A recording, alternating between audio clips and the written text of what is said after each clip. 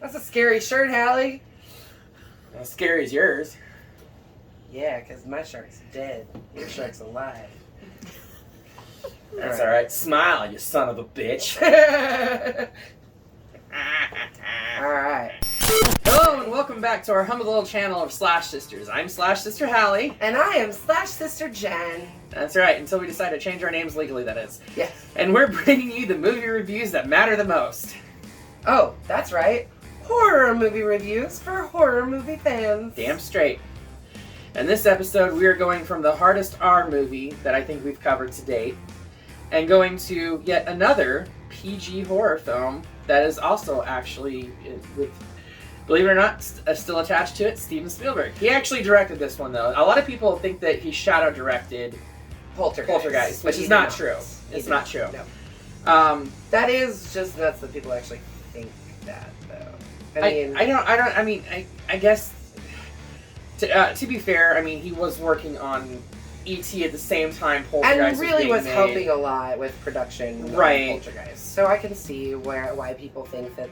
Would think that, and I mean, Toby Hooper. What's the only other thing that he's known for? Texas Chainsaw Massacre. Yeah. So. But anyways, back to what we're talking about in today's episode. The 1975 hit that changed the way movies have been released since it opened in theaters on June 20th of that year. Yeah, with that release, it gave birth to what we now know as the summer blockbuster. Yep. Typically at that time, big hit movies were released in the wintertime around Christmas because people were staying in. It's easy to get out to do something, go see a movie. And then not only that, award season starts shortly after Christmas, and it's good for movies to be fresh in the Academy's mind. That's why they released a lot of them at the end of the year. Right. So basically, the summer was not a good time to release movies. Everyone at the time was out enjoying their summer break, family vacations, and basically just outside living life to the fullest. Yeah, which is what we try to get kids to do now. Ironic, huh? Yeah. All of that changed when Jaws was unfortunately delayed from its December 1974 release, because it actually was slated for December 1974, and it was pushed back to June 1975, thus making it the highest grossing summer movie, and the rest, as they say, is history. Makes a lot of sense. Mm-hmm. From the moment the movie starts, we hear the incomparable score from legendary composer and longtime collaborator of Steven Spielberg, John Williams. Now you may be saying, John Williams, why does that name sound familiar? I know, because it's like he's done so much stuff. Well, it's most likely because there's at least one property that you have heard his music in. He has done scores that are included but not limited to Jaws, Star Wars, all 9 episodes of Star Wars, Superman the movie, the one with Christopher Reeve from 1978, yep. E.T., Indiana Jones, Jurassic Park, and yes, even Harry Potter. Yeah, so this man has the chops, and he's quite literally got one of the most iconic careers in history, and this score to this is probably one of the most recognizable. I mean, obviously the Star Wars scores are hugely recognizable. Jurassic Park is hugely recognizable too. Absolutely. Honestly, when the latest Jurassic Park came out, I got chills and got teary-eyed hearing the score, seeing Sam Neill, Jeff Goldblum, and Laura Dern. Because it brings you back to childhood and all of those scary feelings that you had when you watched it the first time. Right. For sure. I mean, John Williams has literally been making music since the late 50s. Yeah. He is, unfortunately, retired now. He did come out of retirement. I think the very last thing that he's going to do is Indiana Jones and the Dial of Destiny, which is in theaters now. So, get a chance to go check that out and see John Williams score on the big screen one last time before he is gone.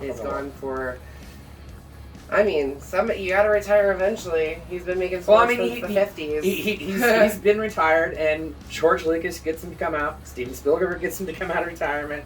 I mean, how do you tell George Lucas or Steven Spielberg no? Especially since they've been working with him for 50 years. Yeah.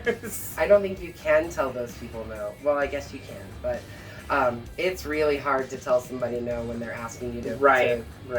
once again, provide your craft for a film. But that score is literally just the tip of the iceberg when it comes to this film. Let's get started. Smile, you son of a... In the New England beach town of Amity Island, a young woman, Chrissy Watkins, goes skinny dipping in the ocean one evening during a beachside party. She's being chased after, sort of chased, slowly run after by a boy. Drunkenly run after by a boy that she's been trying to get to come out into the water to skinny dip with her. But she's treading water, and here we get the John Williams score, like, right away. It's literally right away. Even before we get that.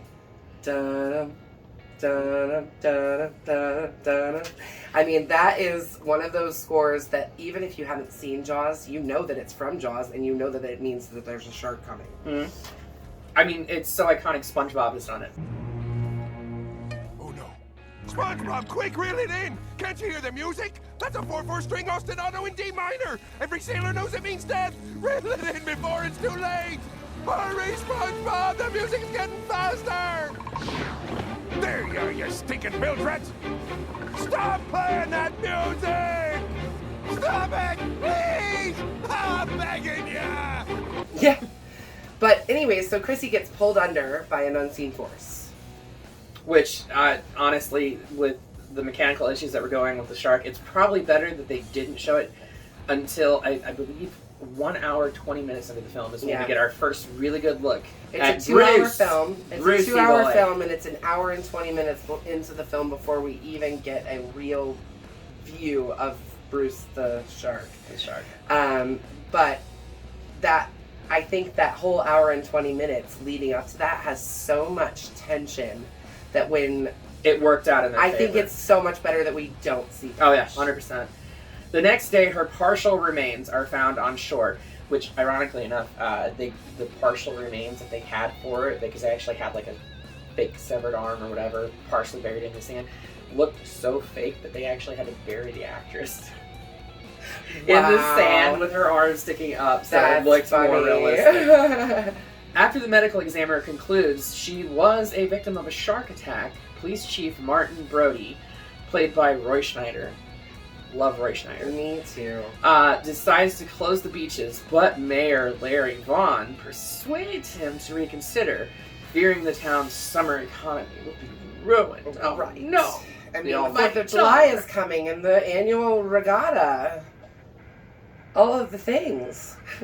The coroner, who called Brody and told him that it was a shark, changes his story so that it concurs with the mayor's theory about Christy being killed in a boating accident. My Aunt Fanny.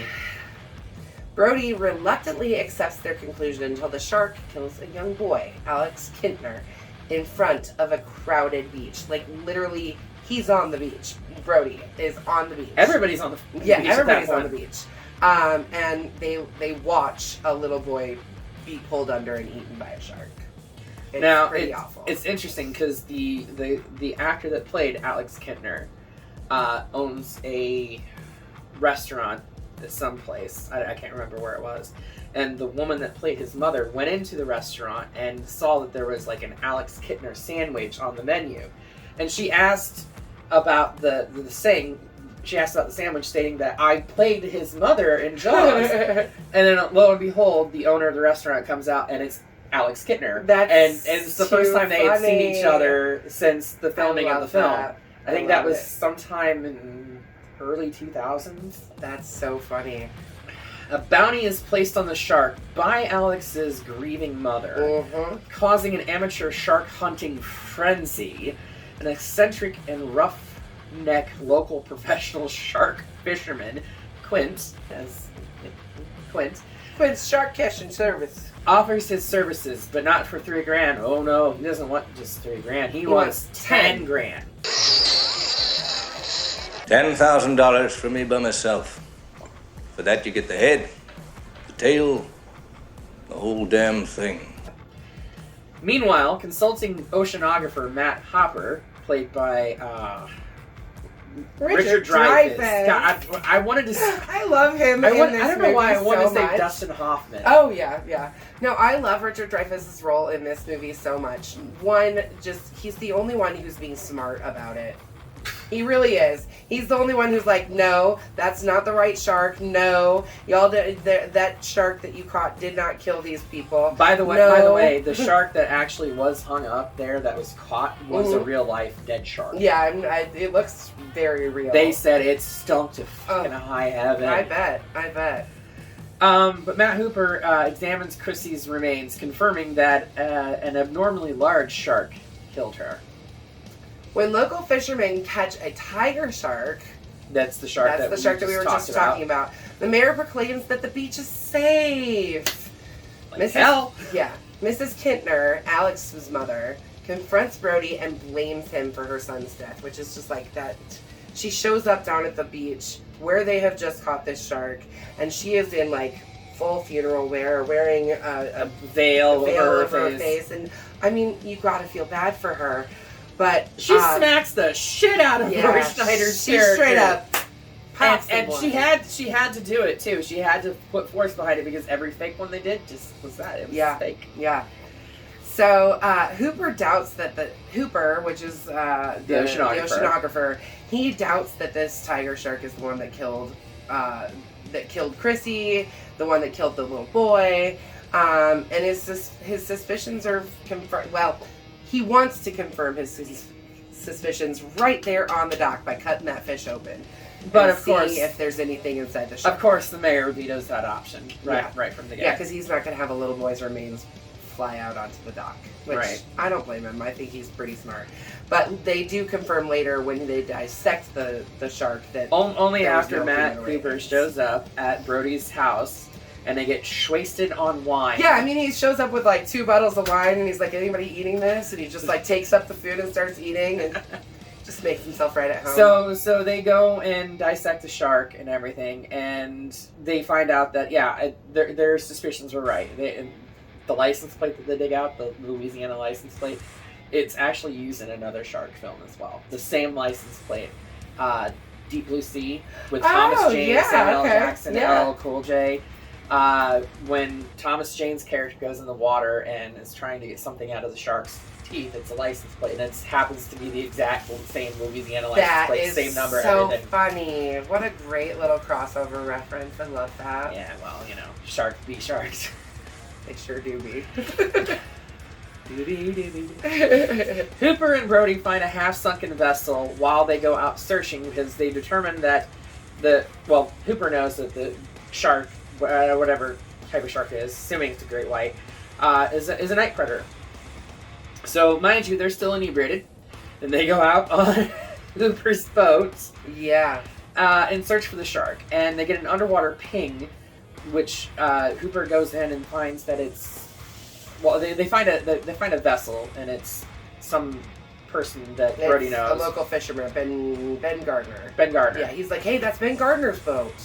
Right, and then Hooper dives in and sees like the giant shark's tooth that's literally like, massive. Right. Massive. He digs it out, but then Ben Gardner's corpse scares the fuck out of him. Yeah. He drops everything and clambers up to the top of his boat. Yes. So, Vaughn then dismisses Brody and Hooper's assertions that there's a huge great white shark causing the deaths, and refuses again to close the beaches. No! Allowing only increased safety precautions. But, of course, come 4th of July weekend, the tourists come and pack the beaches full. Following a juvenile prank with a fake shark, the real shark enters a nearby lagoon, killing a boater and causing Brody's eldest son, Michael, to go into shock. Yeah, straight up shock. Which is really funny when you stop and think about 2 films later when he's working at SeaWorld. Yeah. He must have gotten over that shock. Clearly. Brody then convinces a guilt-ridden Vaughn to immediately hire Quint. Despite tension between Quint and Hooper, they set out with Brody on Quint's boat, the Orca. A killer whale? Yeah. Okay. To hunt down the shark. Brody is basically just like on the back of the boat laying out a chum line, and Quint waits for an opportunity to hook the shark. When the shark suddenly appears behind the boat. Mind you, 1 hour, 20 minutes into the film. Yeah. Quint, estimating that it is 25 feet long and weighs 3 tons. You're gonna need a bigger boat. Harpoons it with a line and attaches a flotation barrel so that they can follow it, and it pulls the barrel underwater and disappears. Disappears not just then, but for like the rest of the fucking over night. and over again, yes.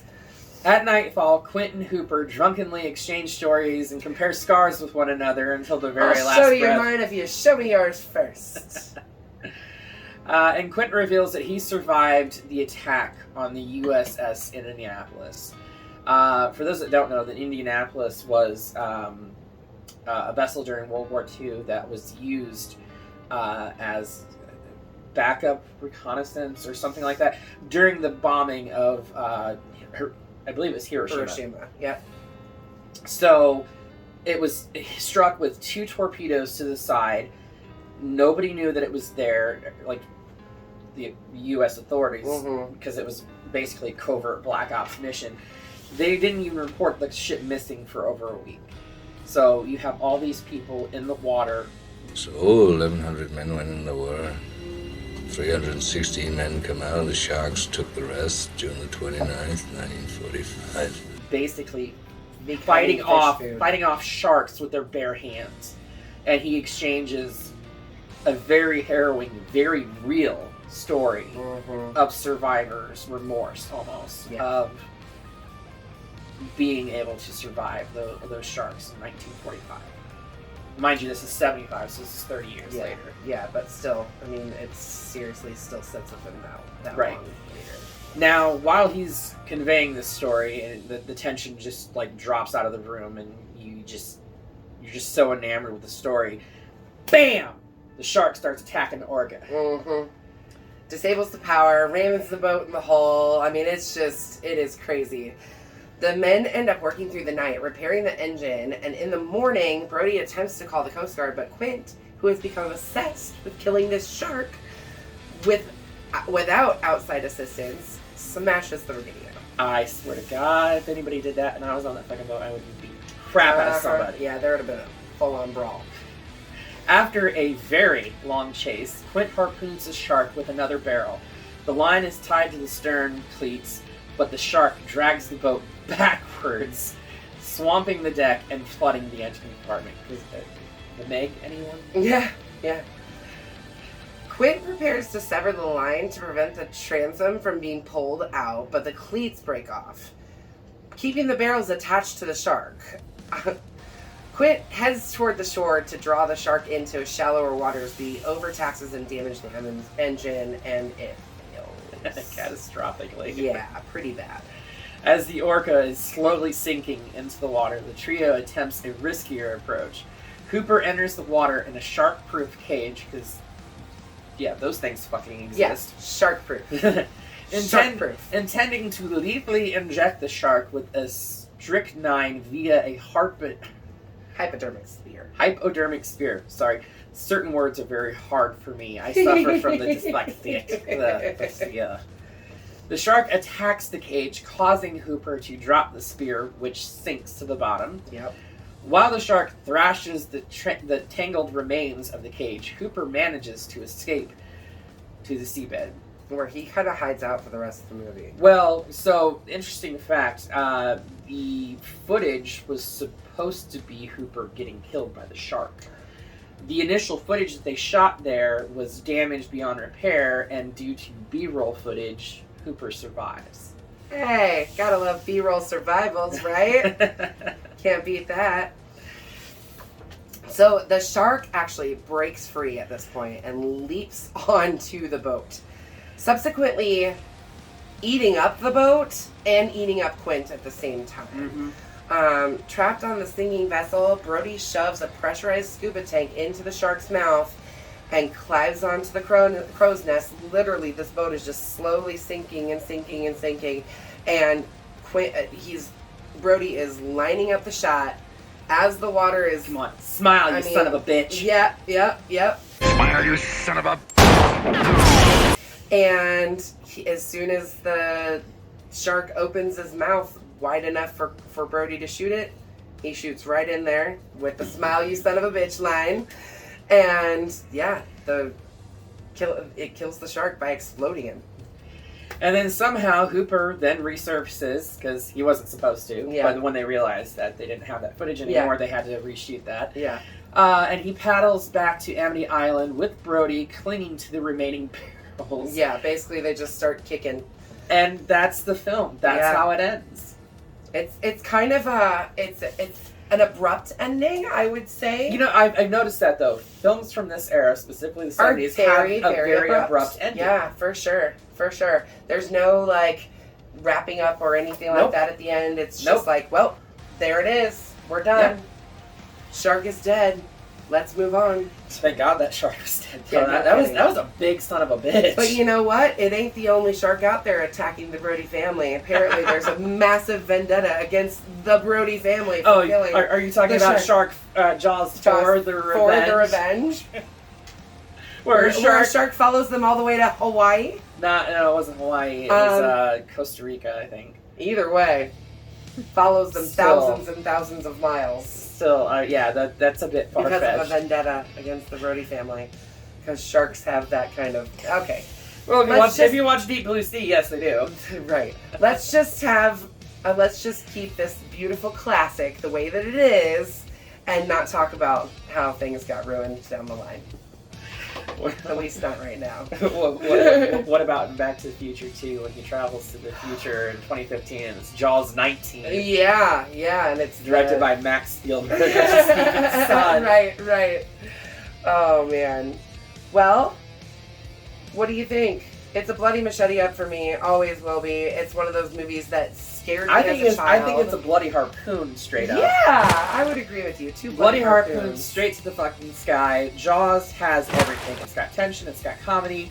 The score is fucking phenomenal. The score does everything to build the tension in this movie. The acting is on par. Yeah, everyone's on point. For sure. Even the actor playing Quint, who apparently was prone to drunken escapades on set. Oh, no way. I couldn't imagine. But, definitely bloody machete straight up. If you have not watched this, you're clearly living under a rock for the past 48 years because it's on every summer. Mm-hmm. It's on every Shark Week, which I believe is going on right now. Is it? I believe so. Nice. So, yeah, definitely check this out. And save the trouble. Don't watch the other ones.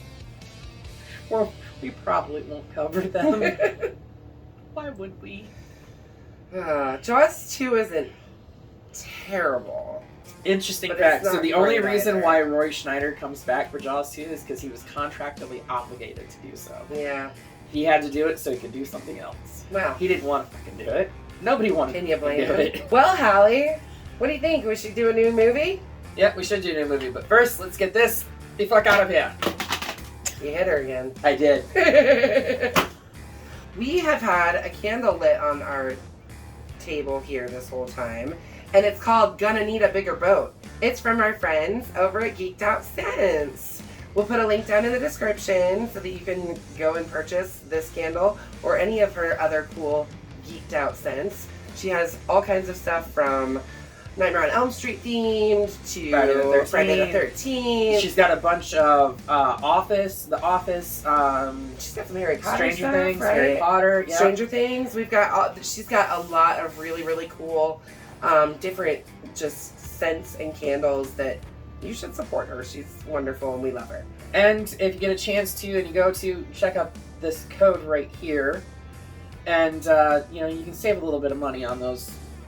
Just tell her that we sent you and save, I think, 10% on the order. So what are we gonna do next, Hallie? I think we've done a lot of old stuff. We have done a lot of old stuff. Are you ready to do something a little bit newer? A little bit newer, yes, but not brand new. Not brand spanking new. We're not ready to do any brand spanking news yet. No, and mind you, this is also a very independent film as well. Very. I think we're going to go international with it, though. Okay. I'm down with an international film. I get made fun of. I get told anytime something's foreign, I automatically love it. Well, I mean, so this is foreign, but it's Australian, so it is spoken with It is English. still in English, yeah. So it's there's an no accent, subtitles but, or anything yep. like that. But the Babadook. The Babadook, Dook, Dook. I'm very, very, very excited to do this one. I'm excited too. I have not actually watched this yet. I don't know why I haven't watched it yet, but I just haven't watched it yet. So I've seen it once, and it was shortly after my husband passed away. Ooh. And if you don't know, the main characters of this film Is a single mother is a single raising mom a young boy. who, well, she's not just a single mom, she's a widowed mom. Her husband had just recently passed away. So I watched it from a very raw perspective, and I'm actually really excited to watch it again With a different with mindset. a new mindset where I'm not so deep in the throes Yeah, I don't of blame you on grief. that. So yeah, I'm excited to watch this one again too. I feel like I don't even remember a lot of it because I was in such a grief bond at the time too. Right, So I gotcha. I'm excited. So come back here 2 weeks' time to check out our review of The Babadook. Until then, be sure to slash that subscribe button Stab the like button. and ring-a-ling that grave bell so you don't get buried in the mix and can stay up to date on all of our videos. Be excellent to each other. And until then, we will see you In the in the afterlife. afterlife.